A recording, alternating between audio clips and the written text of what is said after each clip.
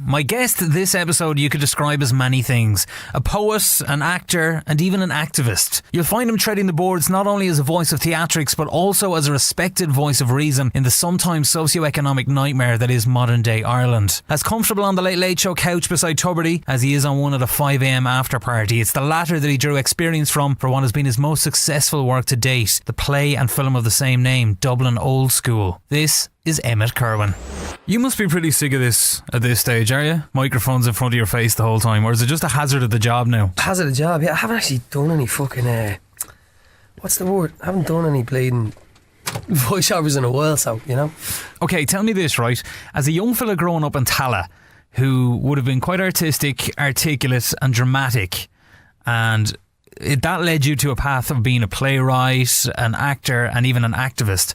Did you get the shite kicked out of you in school? Didn't get that much stick in my school. You get, it's one of those things, like, you know, Noel Gallagher says it's like anything that's different will, you know, get the ire of somebody, you know. It's like, oh, you're playing a guitar, I'm going to beat you with that guitar.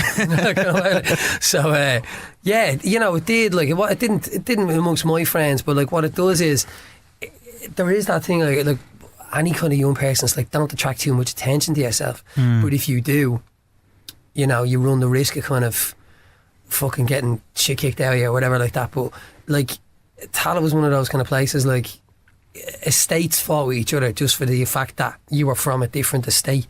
Do you know what I mean? So if you were the kind of person that was involved in drama in any way, someone would go, oh, you think I'm bleeding deadly, you know? It's the thing. You know, you find that even as an actor, as someone who does anything, the more you talk or the more you speak or the more you're on television or radio or anything like that,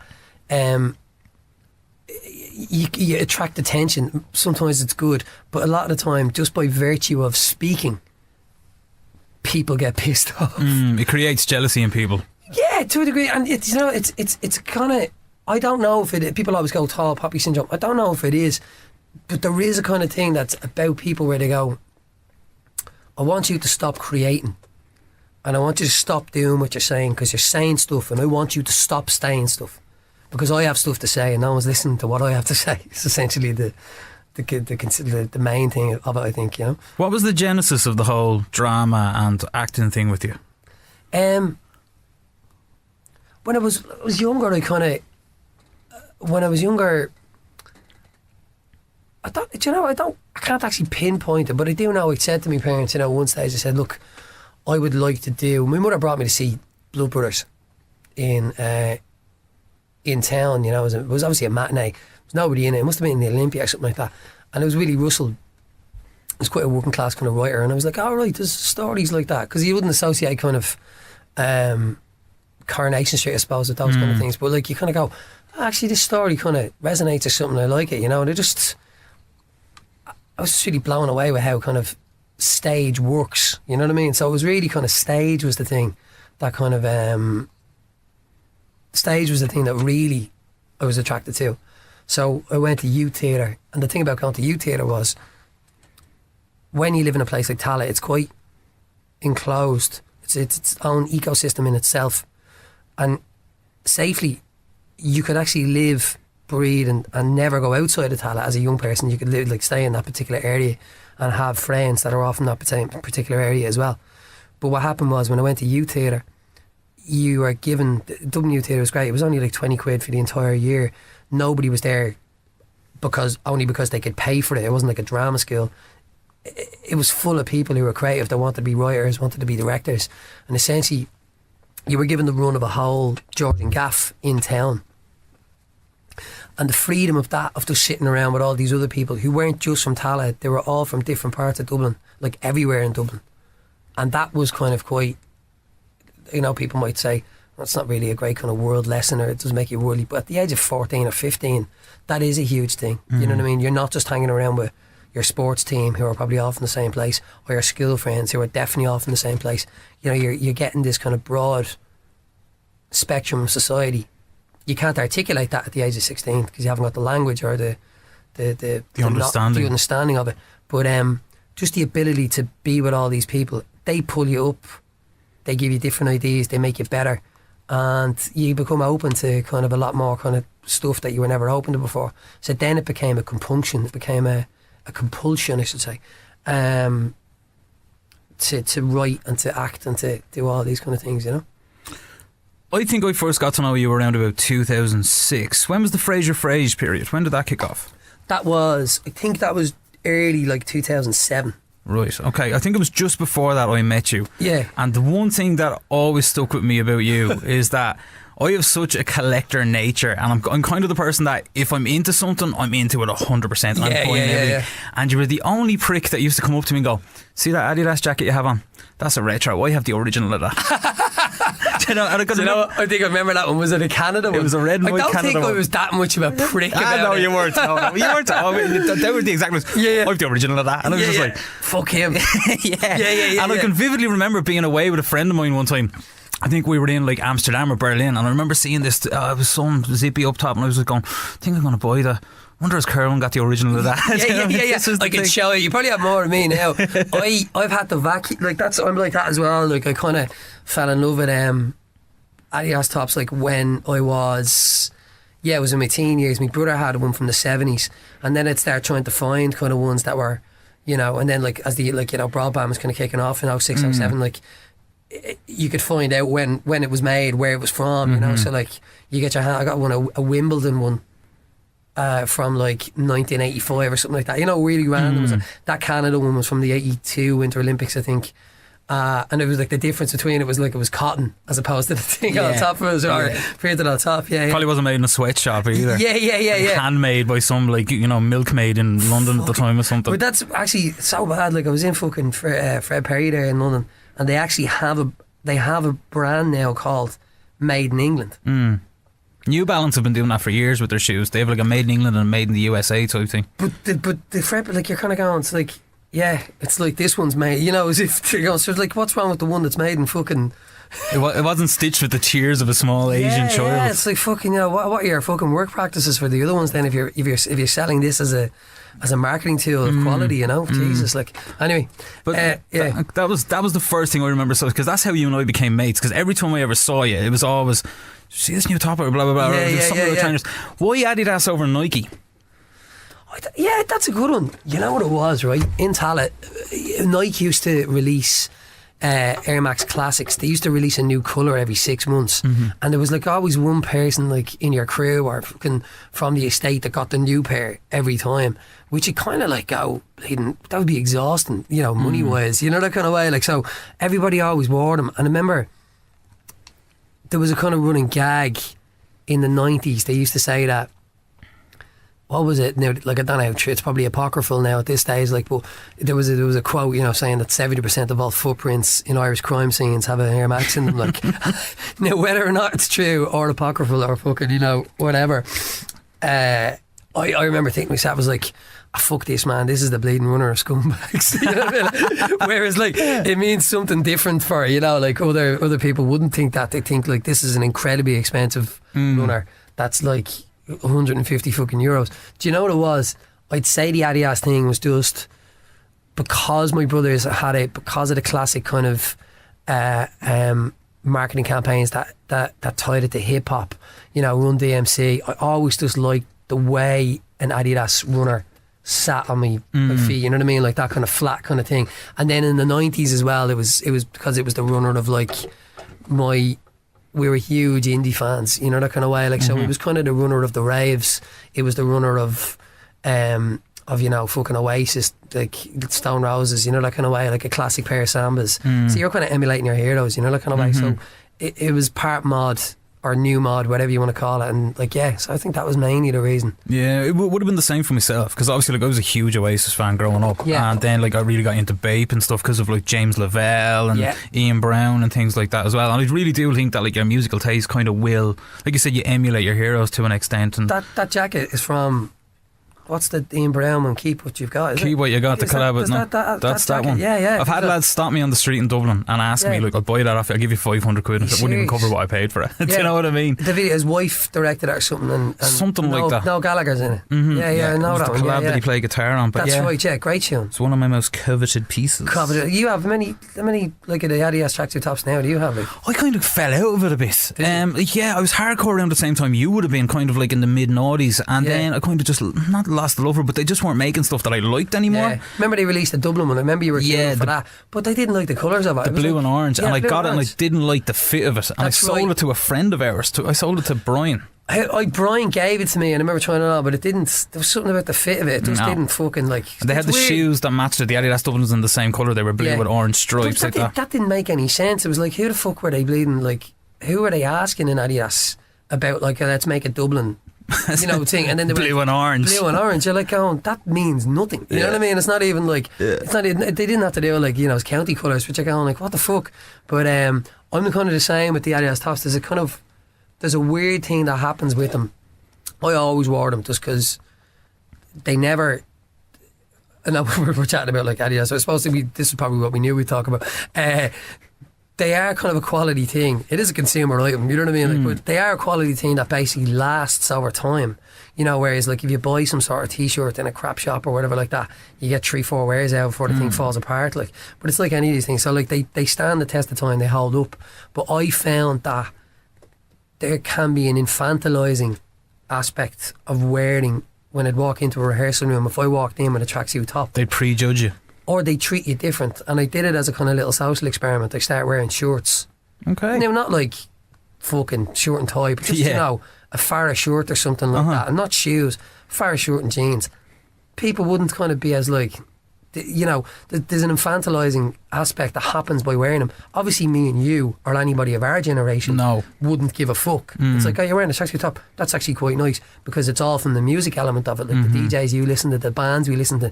It's actually a cultural thing because it kind of became the uniform of the music and the life that we were living or leading in that time. But whereas then I'd be going from, they were perfect for wearing the raves or whatever, or going into fucking gigs. But now you've sold out, you've grown up now. Yeah, well, no, like fucking. But then when you walk into a rehearsal room thinking, like, it's two different worlds, it's weird. But and especially walking in with quite a working class Dublin accent as well. That was the thing. You know what actually happened to me? I won't say who it was, right? But 10 years ago, I was doing press for Sarah and Steve, and I walked into the room in an RTE radio station to do an interview with somebody, and I had a tracksuit top on, and there was a conversation about class, which is fucking a minefield anytime you talk about it. What is it, who is it, blah blah blah. And the DJ, the person in question, said, he goes something about, it's about preconceived conceptions that people would have, and he went, and yes, you wore a tracksuit top into this interview. Anyway, we're coming back, and then he moved on, and I remember thinking to myself, I was like, what? I goes, what the fuck is that going to do here? Because he thought there should be, it was kind of like he took it as a mark of disrespect that I walked into the studio with a tracksuit top on. Whereas in my mind, I was thinking to myself, nobody can see me except you. But he thought that, like some people, that show up to work or whatever, like, there is a code of dress to mark respect for whatever it is we're doing, and you need to do that. A lot of these things are all like, it's kind of unwritten rules of social engagement, but like. Whereas you and I would have been like, there's 500 of these in the world, right? And I have one of them, and one of them in a wardrobe at home that I'm probably never going to wear. Fuck you. This thing is fucking gold plated, man. Do you have any idea what I'm wearing? Yeah. But going back to that time, like when I first got to know you, and then I remember the Frazer thing coming on. I was like, that's that Emmet Kirwan fella. And I remember watching it. It was like you hanging out with Louis Walsh and Colin Farrell, who was like the sexy poster boy of Irish acting at the time, and Bosco and all that. How did that come about? Actually, one of my favourite lines from that is you sitting on the steps with a gaggle of Irish models, like, and Sarah Morrissey from the Liberties. Yeah. You know what that was? That was actually the Rock the Vote thing. That was run by Paddy Cosgrave, who runs the Web Summit. And a mate of ours, you remember Mick Reddy? Yes. Mick Reddy was working on it, and Lorcan Fox. And essentially what it was, we wanted to get a lot of politicians in interviews and kind of do a kind of like, your man Lorcan had a kind of idea for a kind of a character he wanted to call Frazer.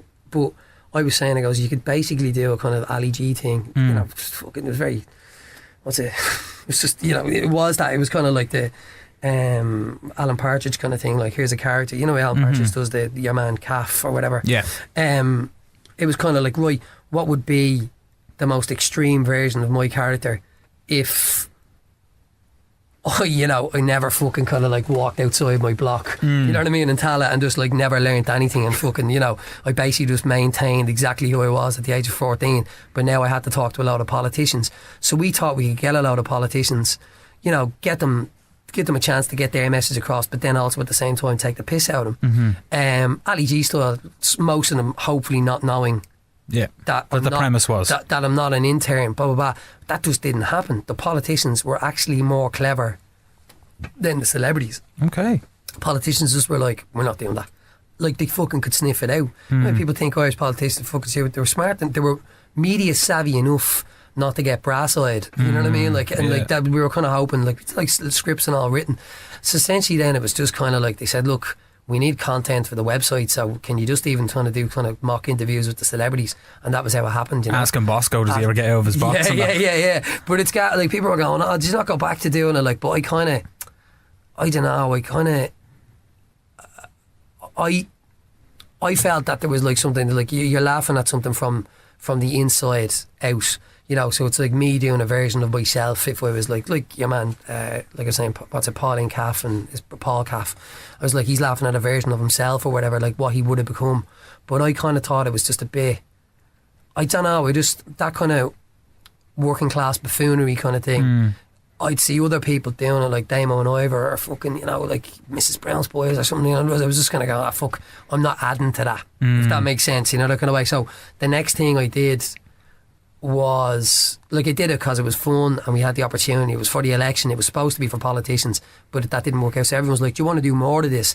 I was like, no. I said, I don't actually want to kind of compound or add to another kind of fucking, he's a type, I was playing a character, so maybe he was an archetype in a sense because he's based on me, but I didn't want other people to think I was doing a stereotype, so I kind of moved away from it. So the next thing I wrote was Sarah and Steve, which was the complete opposite of that. And what happened was RTE and stuff were quite like, they kind of wanted it to be a bit more like the Frazer thing, and I was going, no, look, I said, these characters are actually not, these characters are the exception, they're not the rule. So the rule is that most of the people growing up in these kind of places are actually quite normal. So I said, it'd be actually a lot better TV if you just did two characters that were just quite normal. And that was actually one of the things people were like going, they don't sound like they're from Tala. And I was like, but both of us are from Tala. You know what I mean? So what was happening was people kind of had a preconceived kind of idea of accent and how people should sound, so. Interesting. Which came first, Sarah and Steve or your appearance in Fair City? Oh, Sarah and Steve. Sarah and Steve did. Yeah. Predated it by how long? 3 years. Really? Yeah. Jeez, I didn't. What's the Sarah and Steve was 2009? Am I right? Or 2009 going into 10, yeah. And I was working on kind of a second series kind of that, and that all fell through. The Fair City thing was a fucking, like, it's been forgotten that I did it, and I'm glad it has. You haven't been typecast as. Yeah, well, like it's fucking. I only know one person that I've ever spoken to, and it's because she's a maniac for watching things like that.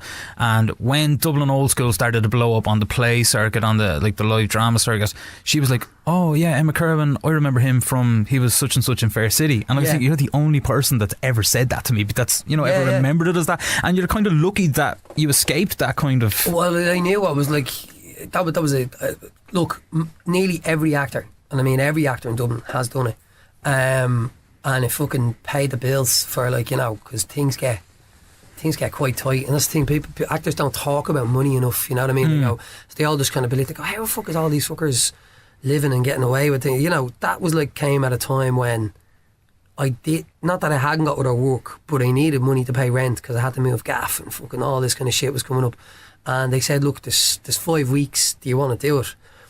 And I kind of just went, I was right, let's fucking, see what it's about. See what it's about, right? And like, agents are mad to kind of push for it because, like, it's money for them, but essentially it's money for all rope because they don't, once you're in it, they still get a check. Do you know what I mean? Yeah. So it's like, they're your pimp. Yeah. But it's a weird one because, like, if you do a job and then you go 5 years into a sitcom, not sitcom, what's that? Serial soap opera thing, whatever. They'll get a check for all the time you're in that. No way.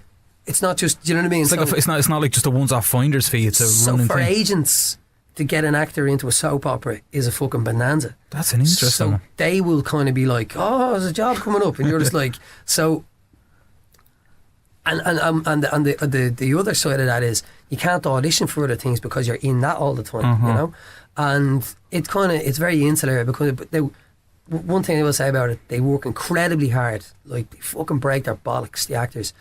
They do rehearsals, but what happens is they do rehearsals on the Monday and then they shoot 4 episodes Tuesday to Friday. 4 episodes. Jesus. But you're getting through, like, you know, hundreds of pages of dialogue.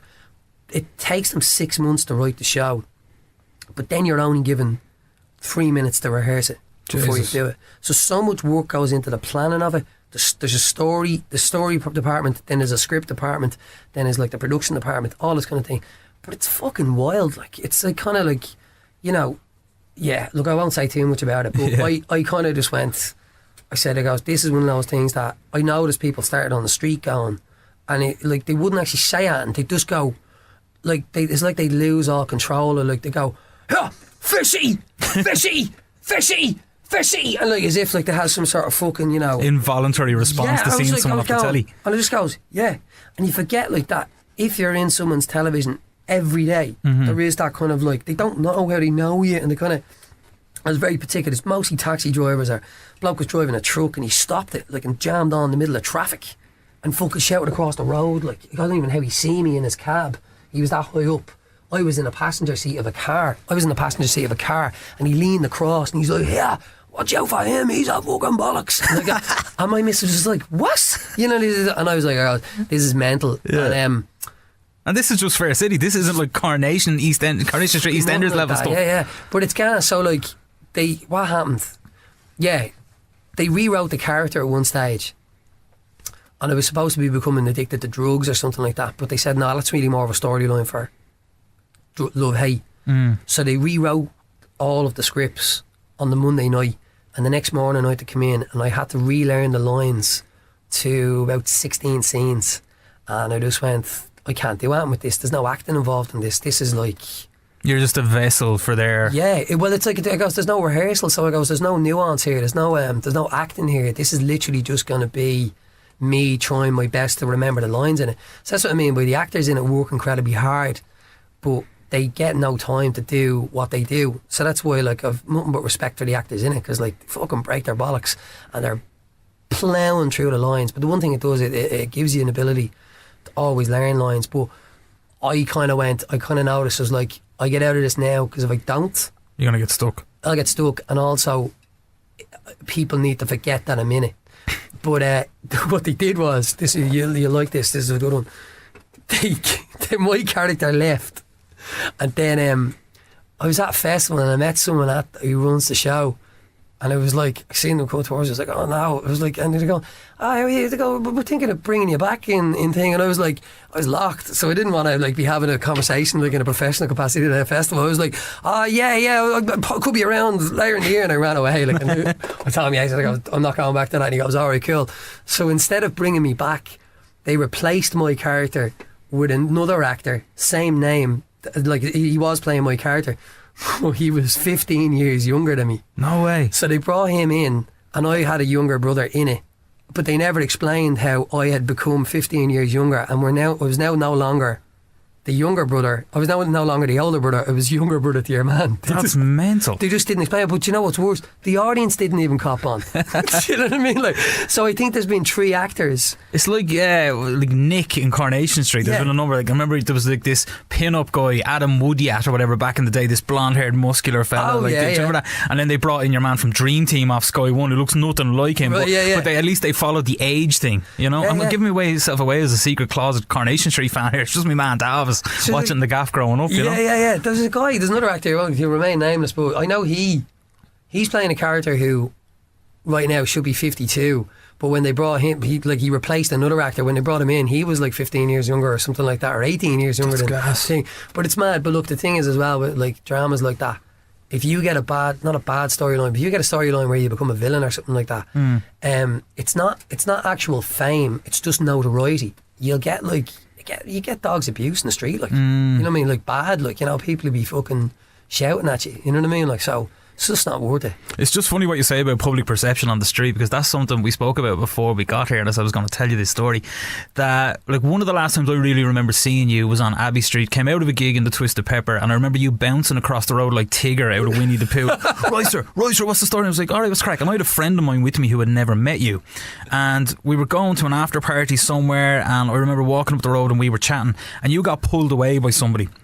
You were there chatting away, and I remember my mate nudging me with an elbow and going, here, is that your man Turbo Minty Fresh off the telly, right? The whole Steve thing. And I just looked at him and I was like, yeah, that's Kirwan. Like, and he was like, fucking hell.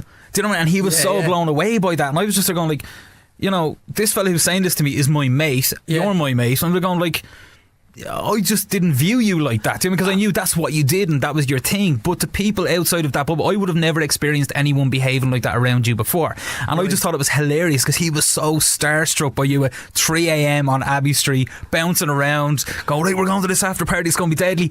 And then he's just like, that's your man off the telly. And he can't believe it, like, do you know what I mean? And it was just like, he was like, will you introduce me? And I was like, yeah, just relax, be cool. Do you know what I mean? It's not Tom Cruise. It's just, there you go. It's just Scripty from Tala. Relax. You know what I'm saying? Having the crack. But like Sarah and Steve, I really would have kind of cemented you. I suppose Fair City would have had a loyal viewership whereby people would have seen you on the street, they would have had a thing. Did you notice any difference in your public life or how you were perceived after Sarah and Steve? Did that add anything to that or any difference? That was kind of like, what happened was I made that and then I went travelling for a while and I came back just as it was on to do the publicity for it. And what happened was they threw it on in a kind of mad time, because they didn't know where to put it kind of in the schedule. They put it on at like 11 o'clock at night. So I was like kind of thinking, loads of people stay up till 11 o'clock at night. Loads of students. And like fucking, I'd meet people that go, yeah, show's on too late, you know what I mean? I can't. And the player wasn't even really up and running at that stage, the RTE player. So yeah, like a lot of young people, if I was walking down the street in town, like, and I mean, like people that were in secondary school, people that were in their 20s, it kind of would have had a change of perception with them. Adults or people in the industry didn't give a flying fuck, you know what I mean? They were just like, Sarah, and what? You did a what thing? Gives a fuck, you know what I mean? Like, they were like, and like, I never really expected it to kind of do any kind of thing. But what's happened now is, like last night I was doing a gig here in Waterford, and I was doing a poetry gig, and I went down to get food for myself and the missus afterwards, and I met a couple, and they were like, fucking no way. It was like not Dublin High School, like Sarah and Steve. And I was like, all right, and I kind of just tested. I was like, what age are you? I'm like 24, both of them. So what's happening now is there's a load of people who obviously would have watched the show when they were 14, 15, 16, because it was that kind of time of night. It went onto YouTube then, so they were like obviously the early adopters, but the people that would have watched the majority of the things that they watch on YouTube. And so there's a whole kind of generation now. It's actually changed the perception for them of me now, if that makes sense. But in terms of the industry, it didn't really, because it was so lo-fi. The only thing that kind of like separated it apart was really, well, I hope it was the writing and the acting. But a lot of people would have just dismissed it offhand because it was a sequel to Dan and Bex, which was the same. The Dave Coffey wrote it with me and he directed it, Sarah and Steve. But our one was more, because I'm from the playwriting background, we wrote it more as a narrative. There was a full story. So if you watched all 10 of them, you got kind of like a little novella. You know, it was kind of like a little like small novel that's basically separated over 10 episodes, which was the whole idea of it. But a lot of people would have just come to like the first episode or something like that and just like went, what is it? They're just talking to camera. I'm not watching this. So, you know, it didn't, in some ways, it didn't have any kind of impact if you didn't watch it. No one gave a shit. But anybody that did watch it was usually quite, not respectful of it, but it kind of got that. And like, it's what's a cult following. But it did get an actual cult following, because I get people coming up doing like quotes, which is really nice. You know, full line kind of like quoting out things to me, like, you know. And like I said, the Turbo Minty Fresh thing. Do you know what I mean? Like, but you know, I was like, it was funny because I was going, great, this has made a kind of an impression on you, but on a wider audience it hasn't. And that's the mad kind of thing, you know what I mean? Some things you kind of make and they really do just have a niche audience, you know, that kind of way. I've seen a lot of interviews and listened to a lot of podcasts and stuff you've done in the past, and one thing that I've never heard brought up, right, and doesn't probably mean anything to you or to people who are speaking to you, is but one of your main claim to fame's, I don't know anybody else who's been shot up by Tom Hardy. Oh yeah The Take. That was fucking great crack. That was a blast, man. Yeah, that was Martina Cole. Crime writer kind of thing. Yeah, No? she writes these books and like literally proper fucking churns them out like, but they're all bestsellers. Taxi drivers read them by the fucking dozen load. My lads read them all. They're kind of like your man Jordan Peterson, not Jordan, he's the Gordo fella. Patterson is like a crime writer novel, you know what I mean? Like they're these kind of books that are in the airport and people will fucking read it on the plane, you know, going over and by the pool or whatever. But yeah, they made the thing, and I knew him because of Star Trek, and I knew him because I'd seen him in something else. But they were shooting it in London, and they were going to give the part to a London actor, but because I could do the accent, your woman said, look, I'm going to give it to you, this is the casting director. And I was like, nice one. But I didn't realise the size or the scale of it. And it was when Sky One just started doing their new big budget things. But yeah, I rocked on set. I knew the other actor. I'd done a film with him, Sean Evans. Is that Sean Evans? He done the movie. We done a movie with him called The Boys and Girls from County Clare with Andrea Corr and fucking Colin Meaney. It was a mental. I think it was a fucking tax dodge. It got made in Bleeding. It got made in the Isle of Man. It was a fucking like it was wild. It was one of the last kind of films that were made on. Well, I made on 35mm. Yeah. Before everything went to digital. So yeah, walked on set because we had to do a rehearsal day, and there's Tom Hardy, and he's like he just done Bronson. So he was a beast. He's a beast because when we were on set, he had like an early camera phone. It was like, it would have been 09 or 08 or something like that. And he had an early camera phone. And he was showing me a picture. He really like, he's very like nice to talk to. He's very personable and very chatty. A lot of actors would be very much kind of like, they'd sit there and stand off and say nothing. But I remember him showing a picture of the Bronson thing. He was huge, and he was saying I'm after slimming down. But he's like his physicality is that kind of thing of like a bulldog, you know. He's like a fucking taut spring, you know. And he's like that when he's acting as well. So yeah, we did a lot. Some of the scenes got cut, but it was a nice like little kind of. It was 3 days, but yeah, he's firing all the time. You know what I mean? You could see the cogs working in his head when you're working with him, and he was a gent.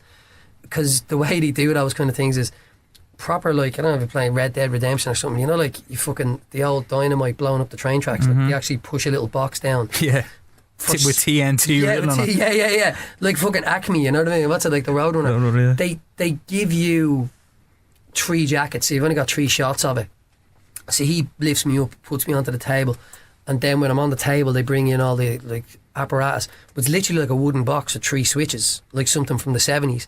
And switch 1, switch 2, and then 3, and the thing blows up. So of course he shoots me, Tom Hardy shoots me in the thing, and they forgot to give me fucking earplugs.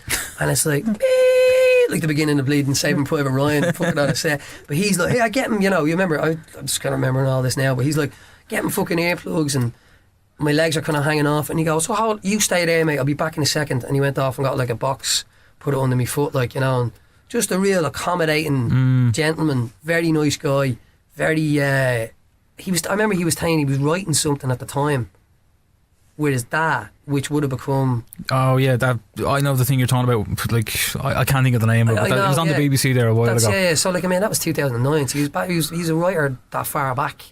But and I remember him saying as well, like we were talking about the gangster thing, he goes, I'm not from this.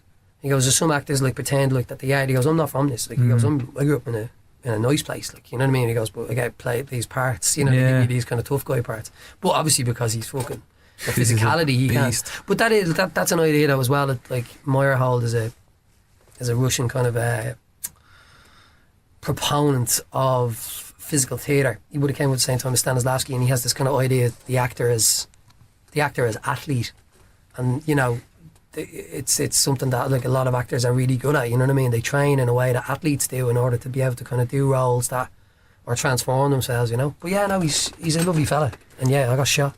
But and that rave, that was actually that was the big thing. It was only like it wasn't even, it was a 30-second scene, and there was 200 extras. Wow. And I was behind the decks, and it was like they shot it they shot it at the same place we had actually where Dublin Old School had its unit base.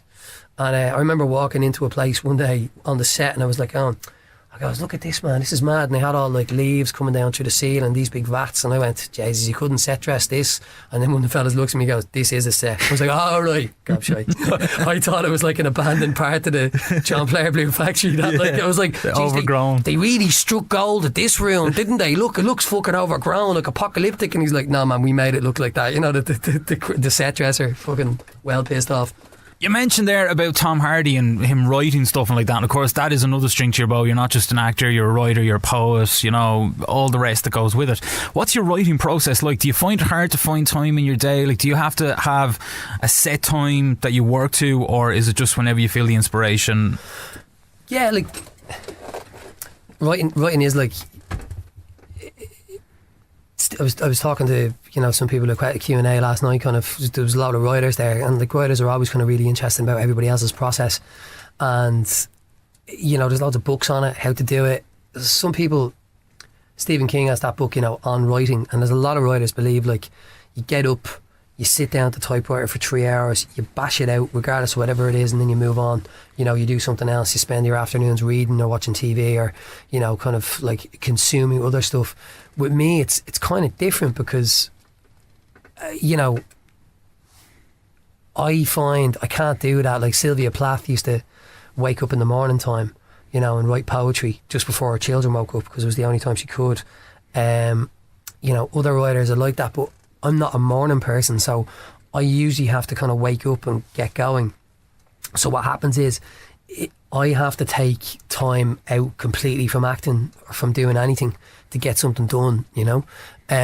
So like I always kind of fool myself into thinking, I did a play during the summer, and I went to London, so I was doing a show in the Donmar Warehouse, and I thought to myself, right, I can get something written while I'm here, but just the logistics of actually doing a play, how much cognitive reasoning and ability it takes up, and how much of your creative part of your mind, which you only have a certain amount, your brain's only firing for a certain amount of like concentrated time in a day. It's like roughly around 4 hours for people who are in this kind of industry or professional industries, an hour for everybody else where they can kind of be creative.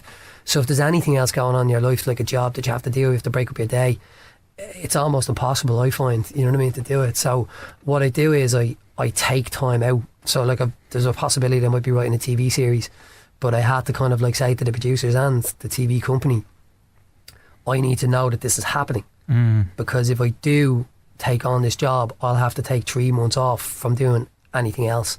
So I'd literally have to sit there, you know, a good solid fucking 5 hours a day doing it.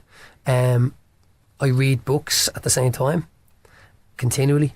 I turn off, or try to turn off, all phones, all gadgets, because that's another thing, you know, Stephen King said he grew up in a time when he didn't have a TV until he was 9. And he said he was probably one of the last generations of Americans that grew up like that. Now, he wrote that book in 2000, so I'd love to know what he thinks about smartphones and fucking the internet, because it's constant kind of thing of like vying for your attention, you know. Like I know I have to do reward systems as well. So if I get 2 pages done, and 2 pages in a day is actually quite an achievement. This is like for like a play now or a film script. Then you can play a computer game. You know, this kind of tricking. It's about tricking future self into doing something. Poetry is a lot tougher. And the show that I did for the Gate earlier on in the year, I that was kind of all consuming. And what's happened to me is like I have to find a better way of working, because every time I write I get sick. Okay. I get run down. I actually get like fucking, I have this kind of thing in my stomach that only comes back if I'm run down. So I was getting ill from writing, which doesn't make sense. You'd think you'd get ill from doing a job that was physically extraneous. It's probably because your power is going into the page, like something from the X-Men. So yeah, well, like your mutant power can produce great script. Like it sounds wanky and all. Like, and like anytime you talk about process or anything like that, I think you always kind of you can sound like a fucking tosser. I know another actor said this. Like they were asked, her friends and writer, and they said, "You've only written 1 play," and she said, "Well, the last one nearly fucking killed me," and I kind of know what that means. Like Old School, the play took 9 months to write, and that was, I took the time off to do that, and that did nearly kill me as well. You know what I mean? Like that was fucking, like I got a lump on my hand, Jesus, from it, and there's a lot of kind of things to it, because like it's going to be presented, it's going to be shown, and as well as that, like you kind of, when you write things as well, like, because the way the internet works, like, you know, there's always cunts out there that are fucking gonna have a go. Not in theatre, but like if you do something like Heartbreak and then you put it online, you have to deal with all that as well. Yeah. So, you know, when you're writing something, like, you're being truthful, but you know you're gonna get static for that truth. You're gonna get some fucking cunt saying something to you. So, you know, that can be a kind of worrying thing, and then you're worried about whether or not it's gonna be liked or blah blah blah. So, you know, it's quite a stressful thing. But as I was saying last night to someone, they said, why do you write? Like, what's the compulsion behind it? I said, well, actually, it's kind of like a release. If I don't write anything, I become depressed. But as soon as I get something out, as soon as I write something and I'm finished it, there's a release. You know, that kind of way. Like, it's done now, I've done that, and I had it, and it was in me, and now it's out of me, you know, that kind of way. But I write when I can. I wrote a radio play last year. This was the thing for the BBC. Yeah, I was writing for the BBC, so I wrote one draft, and the first draft of anything takes fucking ages, like a real long time thinking about it, blah blah blah, you know. And like, radio plays are an odd kind of thing as well, because they have a very dedicated listenership, but essentially it is an art form it's an older form of art, like writing form, you know. It's not like as widespread obviously as television, but when you do it, it kind of goes off into the ether. But I was doing a show the beginning of the year. I flew from New Year's Day, I flew to Sydney to do Riot in Sydney, then I flew back to Dublin to go to Vancouver to do Dublin Old School. And then, yeah, so I was like, I basically traversed the entire world. Like, I went from Sydney to Vancouver, like the furthest you could go, in the course of like a day and a half, 2 days. So I wrote the second draft and the third draft of the radio play. Amazing. On the plane. And I well believe that, because like Margaret Atwood said that, like, that planes and trains are great. I get more stuff done after 6 o'clock and at the weekends than I do during the day, because of the omnipresent fucking thing of emails. If I hear a phone going off, I get anxious. If my phone rings, I don't go, oh, it's like it's something to do with work, because mates don't ring you, they WhatsApp you or they fucking email you. So you're kind of constantly answering emails and like basically telling people to fuck off, because you know, and you're kind of going, look, I've allocated this time to write something, you know. So you get more done in a quiet space, like in a retreat or something like that, in a week, than you would in anything. Like there's a book called Deep Work, where your man talks about, like, you know, how to get stuff done, and, you know, really taking time to get into groove and to get in the flow of something, and you have to have absolutely no distractions. But if you turn off your phone and you're not available to people in the industry or whatever, even like family and friends, that can cause hassle, and you know what I mean. So you have to try and find a balance between, like, fucking, you know, getting it done and not. I heard that book Deep Work, there's a guy who wrote, he bought a round trip ticket to Japan, didn't stay in Japan, just flew from wherever, like somewhere, either New York or the West Coast possibly, 18 hours to Japan, got in the airport, stayed there for 3 hours, jumped back on the plane, or got a bit of kip or something like that, maybe, like, when he got to Japan, didn't see any of it, and then jumped straight back in the plane, and he wrote a book. Because there's nothing else, there's nowhere you can go, there's nothing you can do, you know what I mean? Just total focus, you know what I mean? You can't actually talk to people. So yeah, so planes are fucking amazing. But then again, like, don't get me wrong, that's only second drafts and third drafts. Anyone ever tells you they wrote a play or a book in a fucking 2-3 days, then it's shit. You mentioned Heartbreak there, and of course its predecessor, Just Saying. Did you expect the reaction that Heartbreak specifically got? Now, there was like 4 years or something between those. I remember when Just Saying first appeared, and as amazing as your delivery is, and just the way it's written, and just everything about it, there's two real stars of the show for me, as well as yourself. The soundtrack, that ethereal sound that really kicks off around the line of "You's all fucked off," and it just changes. There's notes that appear, and it's like, that's amazing. And the city itself looks the bollocks. Yeah, Dublin looks incredible. What time of the night was that shot at? Shot it over 3 nights, and that was Dave Tynan, who also did Dublin Old School. We shot it over 3 nights, so we went out one night specifically from rooftops. So we cleared, like, the rooftop of the George, the rooftop of City Hall, the rooftop of a number of other places. I can't remember, but like, you know, so that was just one night of me walking, no dialogue. Then the next 2 nights we had to wait until 1 o'clock in the morning so that the streets would be clear, because if you throw a camera up in Dublin, it's like a fucking homing beacon to fucking, and it doesn't matter what it is, doesn't matter what you're saying, people walk up and go, is this love hate? No way. You're always just like, yeah mate, it's a fucking skeleton crew of 4 people, we're making a sequel to Love Hate. Like, but like, you know, crews say it all the time as well. It's real, you just see people like looking at cameras in the background, you know, like same thing with Dublin Old School. So many of the shots in Dublin Old School are ruined because basically you're like, oh, this fucking scene's great, this fucking scene's great. They're like in the edit, and some dope is in the background. They have to know. Some of them do it on purpose. Yeah. Do you know what I mean? Like one of the cameramen one night, like a bloke ran over and jumped into the shot and he went, yeah, oh, my name's blah blah blah, and like the cameraman, like obviously he'd been working on multiple movies around Dublin, he just fucking had it, and he goes, what did you think was going to happen here? You know, did you think you were going to come over and we were going to put you in it?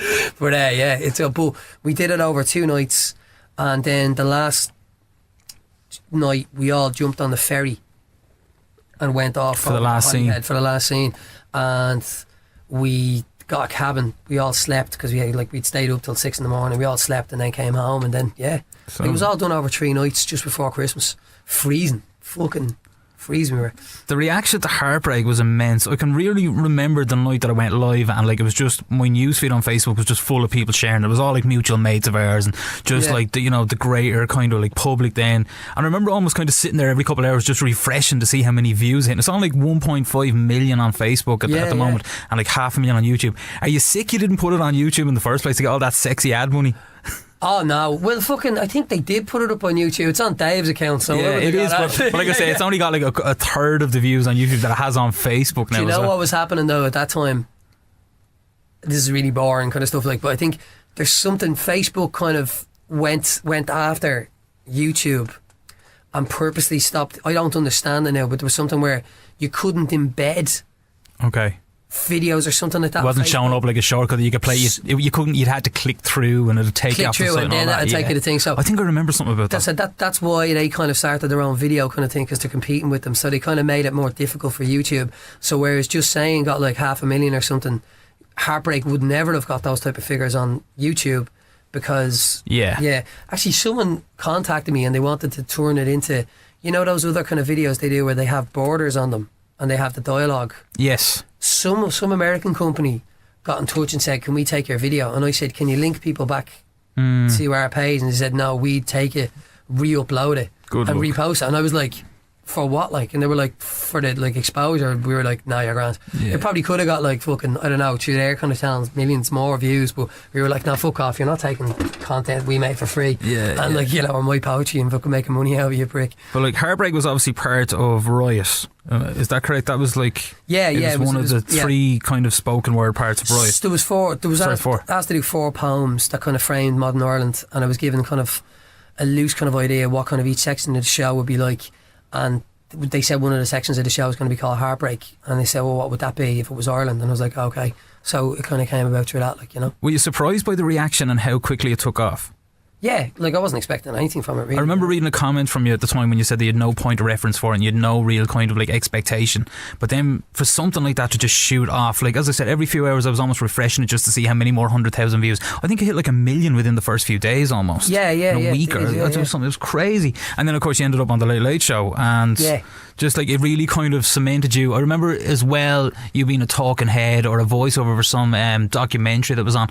I remember kind of sitting down and watching it, and then like the Late Late Show thing happened, and then Heartbreak blew up, or whatever, like whatever timeline they all happened. And I remember thinking, Jesus, Scripty is like the voice of a generation now these days. This is hilarious. You see, you say things like that, fucking like that not with me, but like other people gets their backs up, they go, this is fucking who? And it's like, I've never said that. Yeah. Just, you know, no, I know I've never that. said that. Like just as a caveat, like I've never said but clearly that. I'm not sitting here like licking your arse or anything like that, but I remember sitting there just going like that. But do you feel, because like you've been asked for comment and like you're on the Late Late talking about Leo Varadkar and stuff, you've been on the Late Late twice, am I right? Yeah. Once after Heartbreak and once after Dublin Old School came out, and like you're there kind of being questioned about socio-political, economic issues and things like that. How, like, does it feel weird for you to be like kind of not a spokesperson for the youth? I know you don't see yourself as that, but there are many people who do see you like that. Do you feel a pressure based on that, or do you think about it?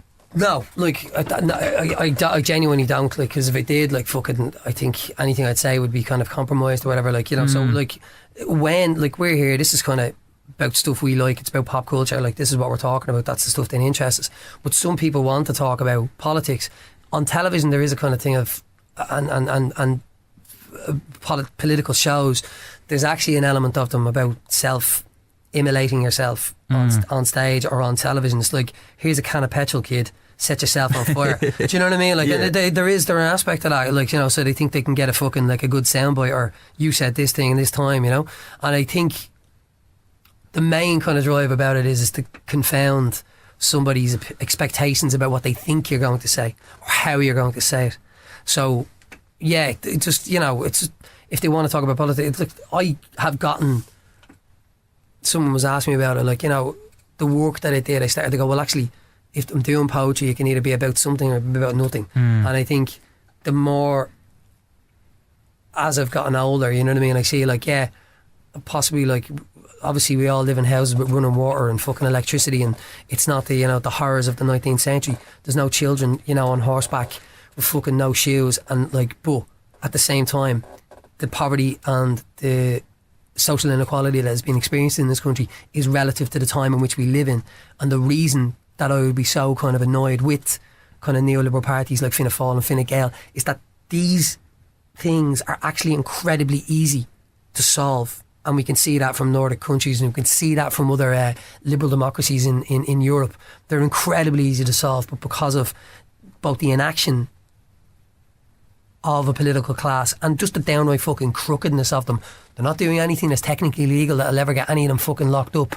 But there is an absolute ideological impasse on their part that the thing that they need to do, you know, build houses themselves, build broadband themselves, they continually go back to the private market, believing the private market will, you know, save them and us. But the private market won't. It's starting to turn against us in many respects, and it's making more people homeless, more people hungry, and food banks are on the rise, inequality's on the rise. You know, they go, yeah, you have a GDP, but the majority of that money doesn't come, it's not available to the people of Ireland. It's something that comes into the country and comes straight back out again. So, you know, these things are kind of quite, they could be, you know, the frustration and the anger comes from that. So on these kind of programmes, they're so used to people not saying anything because they're terrified kind of about what way it will affect their career. And possibly it has affected my career, maybe, I don't know yet. But if you're an actor, you are dependent on somebody else continuing to give you work.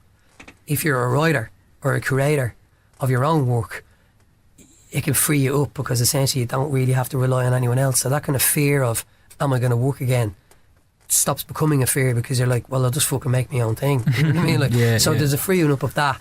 And it is, well, the older you get, you just stop giving a fuck. Do you know? Because of how impassioned you've come across, like speaking publicly and on TV, has there been any approaches by any political party or any kind of... I was asked to speak at one political party's conference, and I was asked to kind of like do something, and I just said no, just fuck that. Because like, and I was glad then, because I seen, I had no intentions of doing it. You know, one of my mates just went, he goes, don't do that. He said, why? And he goes, now this is a historical analogy, and I am in no way saying that I am like any of these individuals or I have the career of any of these individuals. He goes, remember fucking Cool Britannia? He goes, remember Tony Blair inviting fucking Oasis and all these heads into a gaff, and then 4 years later Tony Blair was fucking bombing Iraq? And he goes, that's what happens, man. You know what I mean? Like, you know, the best intentions. And like a lot of kind of fucking celebrities, Irish celebrities, supported Labour going into the 2011 election, wanting them to win. They got a huge majority, and then they turned around and fucking did the exact same thing that Fine Gael did.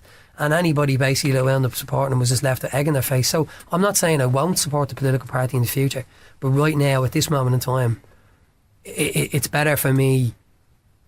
Like, I'm a patron of a drug rehabilitation clinic called Fast in Finglas, and I've been helping Anna Liffey, a drugs project about, like, you know, drug decrim. So, you know, a lot of people are lobbying government at this moment in time to, you know, not just decriminalise drugs the way they have in Portugal, but to decriminalise users. So if they want me to help them, that NGO, like, to kind of get that message across, whatever kind of modicum of celebrity I have, to kind of just open the conversation out and go, well, look, he's talking about it. So, and the media are fucking, they're like, you know, like the take back the city thing, you know, like I support that like 100%. I was away in London, I've nothing to do with it, but I support them and I tweeted about it. Fucking News Talk rang me up and asked me to go on and talk about it, and I was like, what the fuck are you asking me to go on and talk about it for? Get someone from Take Back the City. And then Marty and Finucane had Paddy Cosgrove, he runs the Web Summit. He went to one thing and they had him on it. They didn't have the people that are organising it, you know what I mean? So it's a fucking shit thing. It's like basically something that Irish media does. If somebody's like in the fucking, if somebody is, you know, has a film out or something like that and they have political views, they'll get that person on, not the actual person who's fucking pushing or agitating for the thing, you know, the people they should be talking to. So with Anna Liffey, you know, they asked me just like, look, would you lend your voice to this so we can kind of get the conversation going? And they're right.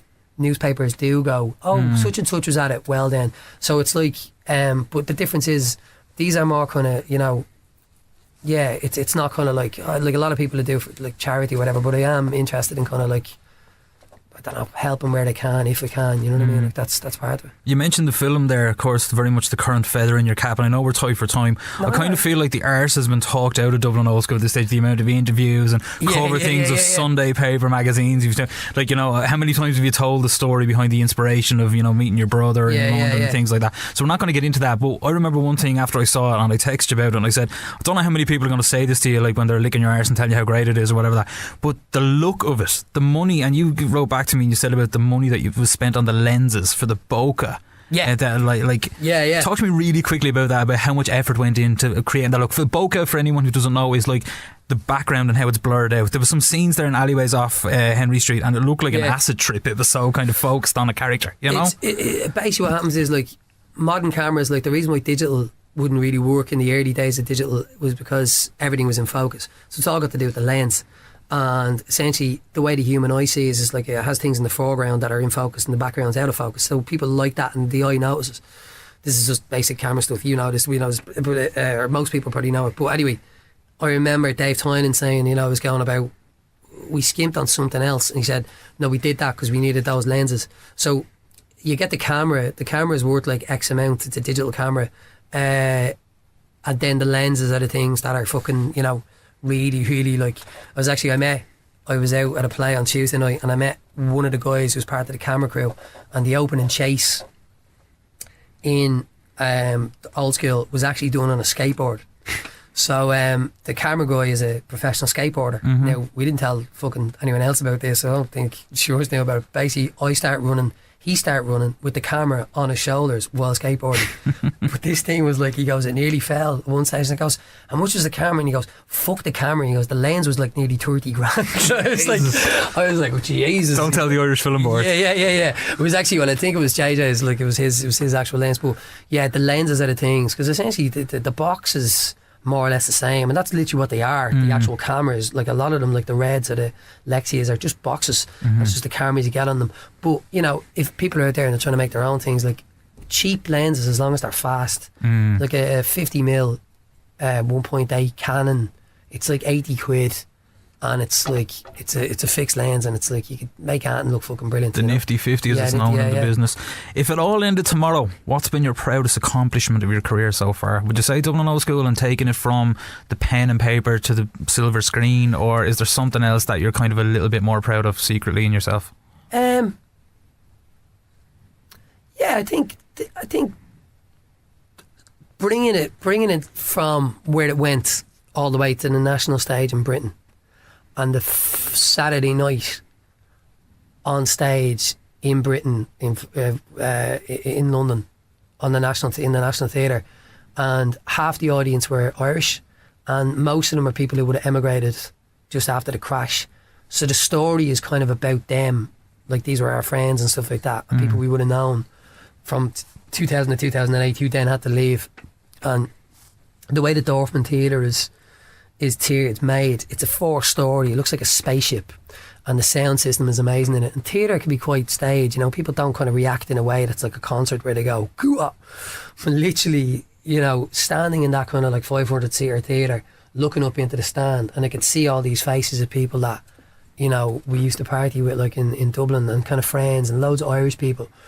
And there's a line in the play that just goes, is like, it seems like every person who ever listened to a tune in Ireland is here right now, and it's like it's the voice kind of thing. It's like a narration of a large speech at the end, like, and literally just looked up into the crowd and to the thing. Here's a lot of Irish people go, yeah, it's like, and the English people in the crowd were kind of like fucking aghast, like really shocked, because this wasn't kind of theatre behaviour. I didn't give a fuck. I was like, what the fuck, you know what I mean? Like, so because theatre can be quite, you know, so that was the thing about it. It's like the old school, I think, brought a load of people into the theatre that would never go to the theatre. So bringing old school from that tiny stage, and in most plays just go, they get seen by people, other people that go to the theatre, they don't get seen by anyone else. But going from there to the project in Dublin, and people on about the third run of it who wouldn't go to the theatre, seeing it, nights like that, nights in the thing, and then the, you know, going to see it, like the premiere of the film, not the premiere of the film, but being on set and shooting that scene in the alleyway with Ian Lloyd Anderson, the one at the end, was fucking, you know, that was something I was really proud of. And Heartbreak as well. Heartbreak's kind of something that I was glad the way it turned out, and I was glad kind of that it could add to something, hopefully, I don't know.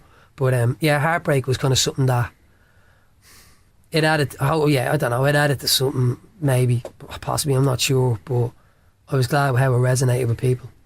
And if anybody, like, you know, people come up with tattoos of lines from old school or tattoos of lines from Heartbreak, and you kind of go, fucking hell, that's mad. You know, you're kind of going, Jesus, just like, this isn't false humility, you know what I mean? I should have said it, but it is a kind of thing I was going, that's mad that they fucking, you know, something that I did touch them, they let you know about it, you know what I mean? Because usually when you do a play, it's ephemeral. It happens, it exists for that moment in time, and then it's gone.